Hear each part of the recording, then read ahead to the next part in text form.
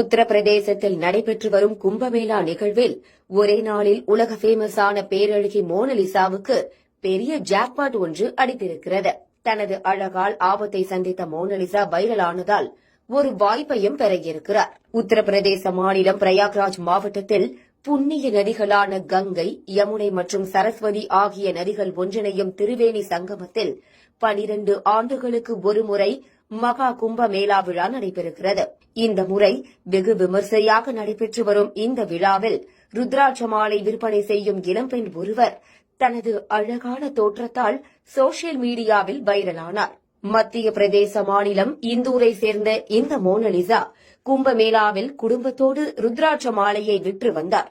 எந்த மேக்கப்புமே இல்லாமல் யதார்த்தமாகவே அழகான தோற்றத்தை கொண்ட இந்த பெண்ணை படம் பிடித்த சிலர் சோசியல் மீடியாவில் வீடியோக்களை பதிவிட அது பெரிய அளவில் வைரலாகியுள்ளது.